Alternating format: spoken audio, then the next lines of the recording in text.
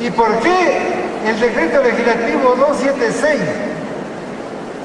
Todo el mundo nos preguntamos, señor, ¿por qué el decreto legislativo 276 o 1025? Si ya los montes ya tenían en el régimen de carrera, ya tenían la capacitación. En la carrera administrativa, el capítulo sexto, un capítulo íntegro para las capacitaciones de evaluación, para las acciones de capacitación. Sin embargo, nunca se llevó a cabo. También existe todavía, existió hasta el 17 de enero de 2010, hasta el 7 de 2010, también existió la famosa evaluación semestral, en el artículo 18 del Decreto Supremo número 018, que recientemente por el Decreto Supremo número 009 ha sido ya derogado. Pero ¿qué nos decía, colega, este artículo 18 del Decreto Supremo número 0018? ¿Para qué era la evaluación semestral?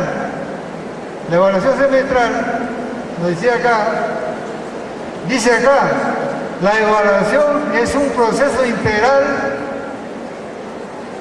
es un proceso sistemático y continuo de apreciación valorativa del conjunto de actividades, actitudes y rendimiento del servidor en cumplimiento de sus funciones.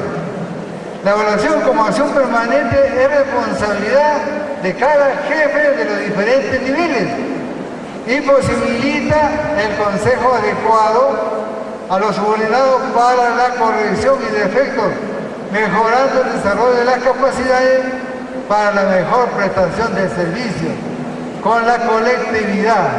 Punto seguido, todo servidor es evaluado semestralmente, siendo los resultados considerados oportunamente para las acciones de capacitación. Miren cómo se toman las acciones de capacitación, cómo se toma como base de lo que ya que nos va a seguir como base para iniciar nuestro programa de capacitación. Ahora, ¿por qué? Si yo sigo cargando en esto, ¿por qué el decreto legislativo? Ya nosotros teníamos en el capítulo 6 del reglamento de la carrera administrativa, ya había un capítulo específico para la capacitación. Inclusive había una retención mensual del 0.5% de la planilla total de remuneraciones para las acciones de capacitación. ¿Qué ha hecho con este decreto legislativo? Solamente dejar sin efecto y retomar nuevamente las acciones de capacitación como un órgano rector de las actividades de capacitación y evaluación de los administrativos. ¿Cierto?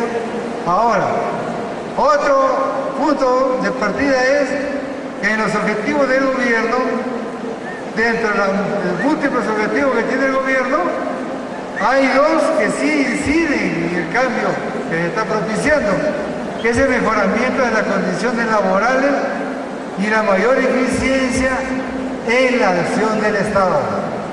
Dos objetivos de gobierno ahora es el mejoramiento de las condiciones laborales y mayor eficiencia en la acción del Estado. ¿Qué se ha hecho en materia de transformación del Estado? Se sacó la descentralización regional, la integración municipal, se sacó la ley de silencio administrativo, se sacaron la ley del nepotismo, se sacaron la ley de ¿cómo se llama? La ley de nepotismo, se sacó el decreto supremo número 017, que era la apología del nepotismo. ¿Cómo evitar el nepotismo? ¿No es cierto? Yo soy director, mando a mi sobrino a otro colegio, y el director de otro colegio manda a mi hija al otro colegio y no se genera el nepotismo. En este decreto supremo número 017 sí está en la configuración del nepotismo, y en el artículo 3 también están las sanciones. También se sacó la ley del código de ética, sacó la ley de la gestión de los intereses de la administración pública, pero la actual administración gubernamental considera que esto todavía no es suficiente. Dice, se debe transformar además otros elementos del Estado, y para ello se requiere una reestructuración más saludable. Por ejemplo, una reestructuración de capacidades administrativas para el Estado. Reestructuración de capacidades administrativas para el Estado. Se quiere un Estado más chico en burocracia, pero más grande en eficiencia, un Estado más eficaz, más dinámico. ¿Qué dice dentro de los mensajes de la Nación? No podrá haber reforma del Estado sin la evaluación, capacitación del empleado y funcionario público. Otra cosa, ¿por qué se crea? Dice, para ello se ha creado la Autoridad del Servicio Civil, encargada de dictar las normas de evaluación, capacitación, estímulo y sanción para el empleado público. Dentro de esta organización se crea el cuerpo de gerente público encargado de la gestión técnica del Estado. ¿Cierto? La Facultad de Gobierno. Miren, colegas, que finalmente cómo concluye el mensaje.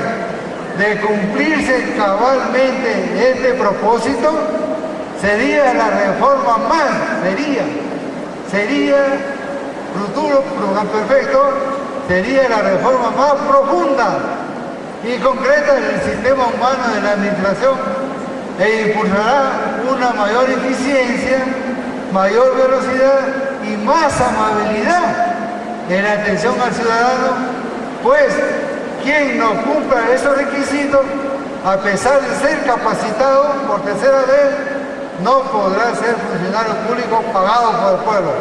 Ese es el mensaje del presidente de la Nación.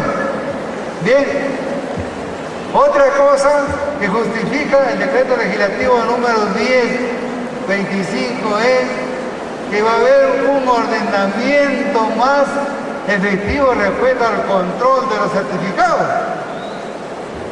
Ha habido una proliferación de certificados, certificado por participación, certificado por asistencia, certificado por haber aprobado un evento, los objetivos de un curso, certificado, dicen, y el problema es que tampoco el decreto legislativo 1025 no nos dice qué peso le vamos a dar a cada uno de estos certificados para un proceso de evaluación. ¿En qué momento estos certificados corresponden a un nivel básico?